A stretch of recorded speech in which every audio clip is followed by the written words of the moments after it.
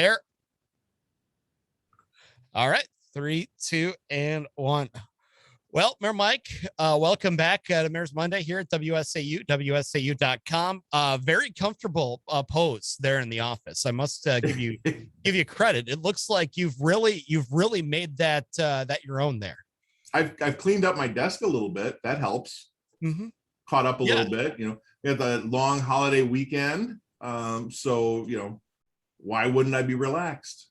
Exactly. Everybody's had a long holiday weekend. We've all, it's just been a great couple of days here as we move into the last stages of summer. And I know for you, at least for you, you're in a very good mood as well, because the population of your city grew by about 2,000 people or so in the last week. Well, yeah, it did. The census data is out, and ironically, Stevens Point went down in the overall census. However, enrollment at UWSP has also been declining for several years. It's back up this year. Of course, the year after the census, rotten luck. But, I want to personally extend a warm welcome to all of the students who are visiting us, attending UWSP, becoming part of our community, even if it's just for a little while. And really kind of, extend that welcome to be part of our community. So yes, move-in has happened. Classes are starting. Even the K through 12 stuff is going back to school. So I want to remind drivers that you are going to see people who are not familiar with our roads, and they may be going slower, trying to find directions. So be patient, go slow. Be patient. Did I say that? Mm-hmm. Because you really should be patient. And remember that life isn't about how fast you get there. Take some time and be cognizant of those around you, because you're going to have walkers, skateboarders, bicyclists. I saw some electric scooters running around town this weekend. Just be cognizant that we've got about 2,000 or more new members to our community, or returning members to our community. And we just need to be cognizant that they're all here now. Yeah, indeed. And you want the community, of course, to be become home for them. Maybe they'll stick around for a year or two after graduation. I know that happens occasionally. That's exactly what I did when I graduated from Southwest Minnesota State University. I liked Marshall, Minnesota so much, I stuck around for a couple of years. But you still came home to Wisconsin. Yeah. Yes. The new home of Wisconsin, the state number 3 in 35 years. But I know that there's ways for those students to get involved in the community, even if they are just going to be there for a short time. I mean, what kind of opportunities do you have for those students? So the university runs a lot of programs. As a matter of fact, just last week, there was a group, they called it Labor of Love. It's university students who were doing some volunteer work at our Cultural Commons park area. And so the university has tons of programs to get involved to help with our community. However, if there are things that you're interested in, and I don't know what that might be, maybe you're interested in fishing or art, making murals, or maybe you're a good gardener.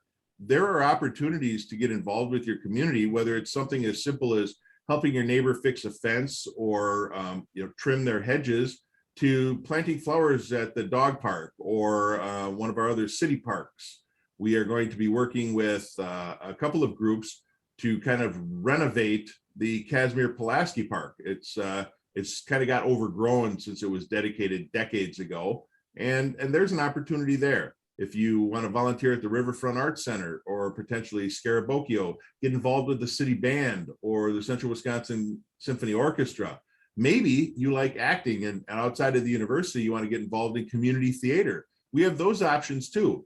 If it's labor that you're interested in doing, we've got lots of opportunities. If you contact our community development department, there are always people, whether they're elderly, disabled, or otherwise unable to perform some tasks. Maybe it's cleaning out gutters, maybe it's raking leaves in the fall, or if you're skilled, maybe you can build or repair a deck, those sorts of things. There's always a community need, and we'd love to have people get involved. Most of the really cool things that we have in our city are because of volunteer efforts, because someone took an interest in it. Maybe it's helping maintain the disc golf course or the skate park, raising money for an organization or event. All of those things are open to every community member, including those who are now joining us through UWSP. So then you mentioned move-in day as well. I've got to ask you, were you out there? Did you participate in move-in day this year? I wasn't. I'm old enough where I should be done moving now. But no, it was cool to see the parents helping kids move in, and I got tired watching them. I saw several people moving things, and I got sore just watching them. So I don't think it's appropriate for a gentleman of my stature, and I use that stature term very, very broadly, to be moving anybody in. Yeah, that's always one thing that I see the pictures for move-in day, whether it is at Southwest Minnesota State, UWSP, University of Colorado, who I follow pretty closely as well. I always miss being around that campus atmosphere a little bit, but then I remember what it was like even to just fill that tiny dorm room with stuff and how many trips it was. And I'm good for now. Well, I'll tell you, enjoy everything that comes after it. My second year of college, I was an orientation assistant. My roommate, I think, was an RA, and we lived on 4 North Roach. So there's no elevators there. We got the bigger dorm room at the end of the hall. Those used to be common rooms, and then they switched them over to occupied rooms. So it was bigger. So it was a prized room. However, it was up 4 flights of stairs. And in my young days, it wasn't that bad. Today, I get tired thinking about it. Yes, indeed. Those top floors, man, something you'd never get over. You never really get over it. No. Other things going on in the city. You're right now working to fill a District 1 alderperson, and you've gone kind of I'll call it the traditional route, because this isn't the first time we've done this, even in your community in the last couple of years. Give us an idea how this process is going to work out to find a new representative for District 1 for the next few months. Sure. So the council made a decision a little over a week ago to take applications, and state statute allowed them to select a replacement or not until the next election or subsequent election. Council chose to appoint someone for the term that would normally expire in April of 2023, but they're going to have a special election for all intents and purposes in April of 2022 with the other aldermanic districts that are up that year. So the person will get appointed from September through April of 2022, in which case they'll have to run again to get the rest of the term, which will be April of 2023. We are taking letters of interest, resumes, applications, if you want to call it, declarations of candidacy, through the clerk's office right now. I expect that application window to close in another week or so. And my goal is the week of September 20th to have a special council meeting, or maybe at the end of our regular council meeting, to interview candidates and select the replacement for District 1 through the April 2022 election cycle. The downside, as it always is because there's no representation for District 1, the only people that don't get to vote on who represents them are the people of District 1. So I would urge anybody who's watching this or listening in District 1 in Stevens Point, contact your alderpersons if you have comments or concerns about any of the candidates that are applying. Right now, we only have one. I think we have a second one. It might have come in today. So we would have 2 candidates right now. If anybody's interested, we're still taking those letters of interest. So once we close that off, we will make those things public, and then people can provide feedback. Council will select that person to finish through April 2022. And no matter how many candidates you do end up getting, there's nothing that says that those candidates that are not voted onto the council by the remaining, is it 10 alders? 10. Yep. That says that they can't then run to be voted onto the council by their neighbors. Yes. So anyone who lives in District 1 is at least 18 years of age or older and is eligible to vote, meaning basically you don't have any felonies. You are able to run. This would not preclude you from running again in the April 2022 or 2023 election. Mhm. So again, it's a great way to get involved with your government, as we mentioned earlier, just getting involved and finding ways to make your community better. And we'll look forward to seeing Absolutely. just exactly how many candidates come out of that and who ends up emerging there in District 1 to replace Tori Jennings. One more thing before we let you go here. You're talking, we're getting into budget time. Obviously, you start talking about, or at least thinking about this probably sometime around March or so. You maybe get about a 3-month break from it, somewhere in the middle there. If that. But capital budget is a big part of that, finding ways to improve city departments, improve efficiencies, improve equipment. Give us an idea of how that process is going. So we've been working with city staff now for the better part of 3 months on organizing our capital requests and capital budget that we're going to be presenting to council next week, Monday. So the first look the council will have at this is next week, and the same with the public.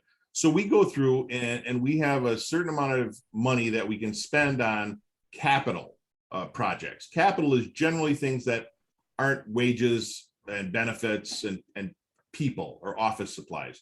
They're larger ticket items, typically involving playground equipment, vehicles, pieces of equipment like front end loaders, graders, fire trucks, things like that, the larger pieces, excuse me, along with road projects and parking lots and alleys. So we prioritize these things internally, working with the department heads, and we ask alders if they have requests, something that hadn't been done prior to me getting in office.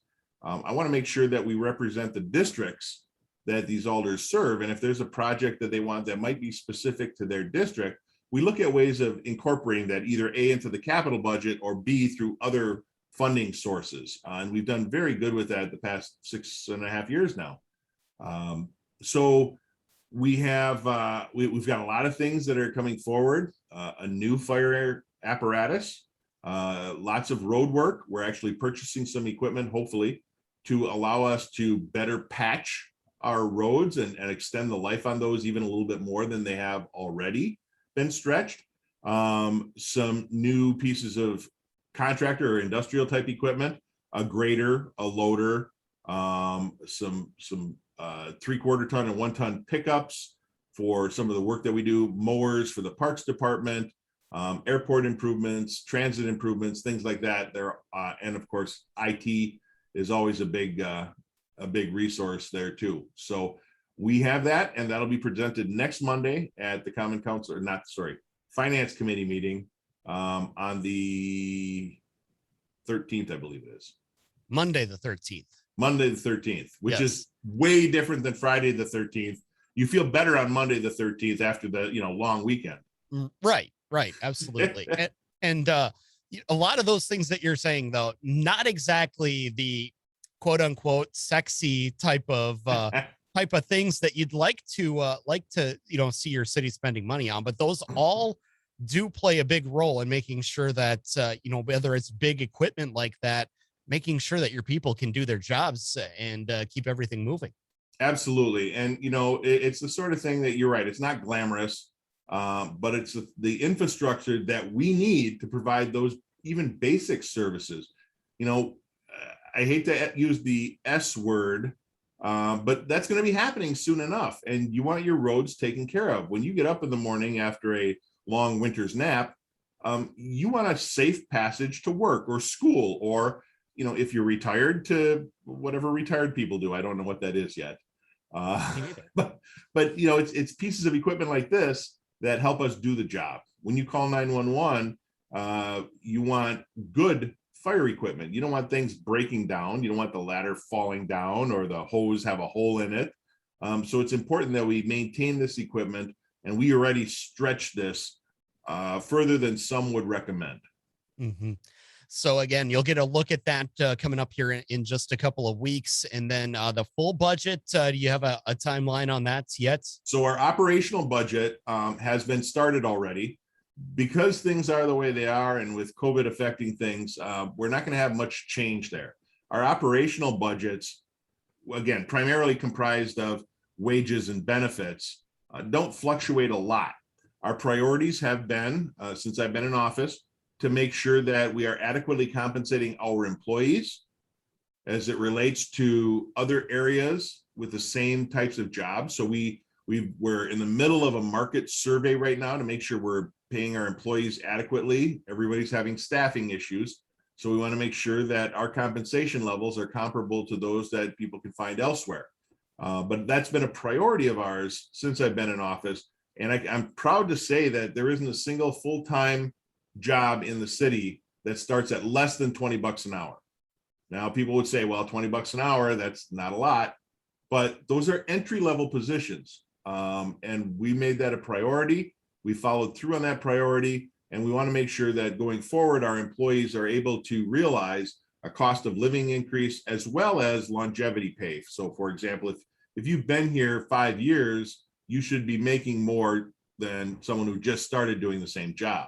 So we want to make sure we recognize that expertise, that tenure, and continue on to make sure that our employees at least have an idea of how much they're appreciated financially.